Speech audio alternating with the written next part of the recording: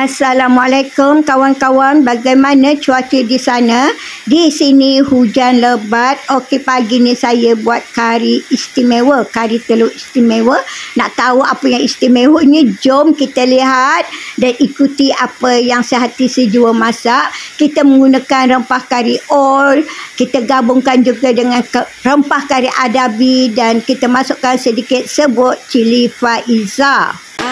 Di sini masak kari macam biasa, kita letak apa yang patut. Kita masak kari, kawan-kawan semua tahu cara masak kari kan. Kemudian kita masukkan satu keping asam gelugur. Okey, kemudian kita masukkan santan sebab kita punya rempah ni sudah kita mula-mula tadi kita tumis dah naik bau, baru kita masukkan air.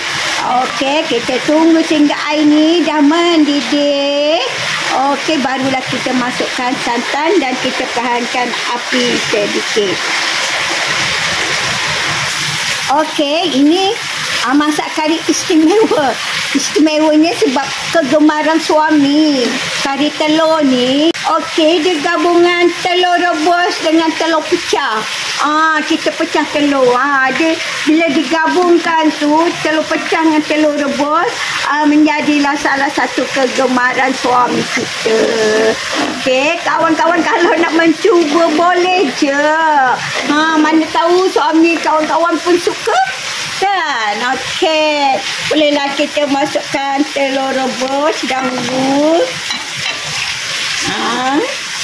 Telur rebus ni tadi ada 5 biji, lepas tu dah kena makan 2 biji, tinggallah 3.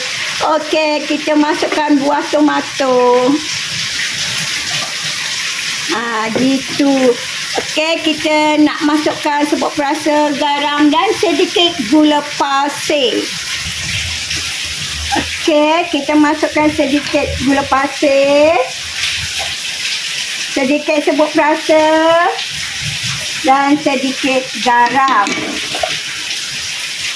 Okey, telur pecah tu nanti kita masuk, kita kena tunggu kuah ni mendidih baru kita masukkan telur pecah tu ya.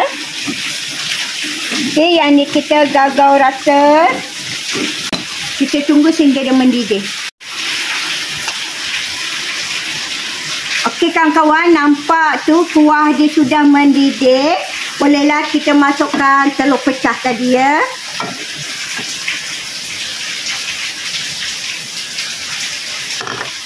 Okey. Kalau ada cili besar berwarna hijau, boleh letak. Saya cili besar berwarna hijau dah habis sebab semalam saya buat rendang hijau.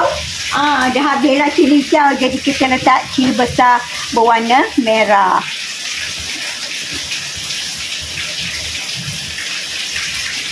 Okey, kita kacau dia perlahan je.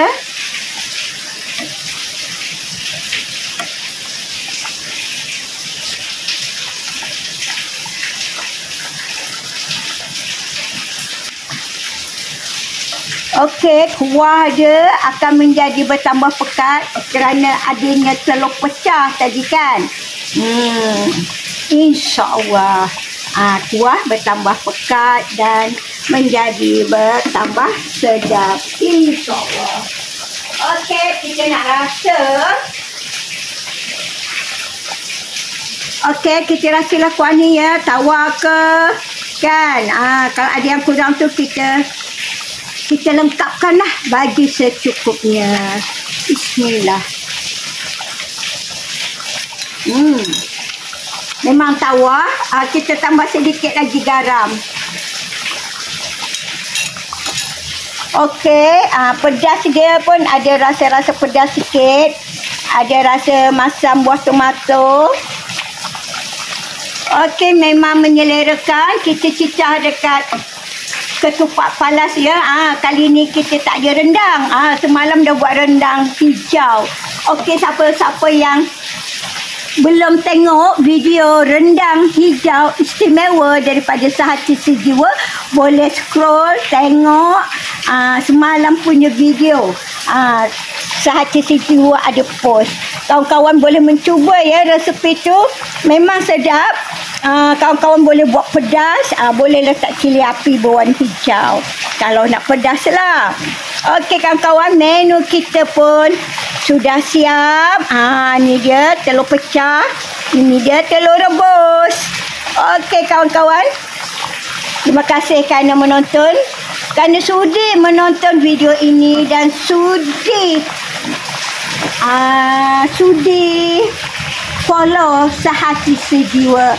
Okey kawan-kawan, jumpa lagi di video yang lain. Selamat tengah hari.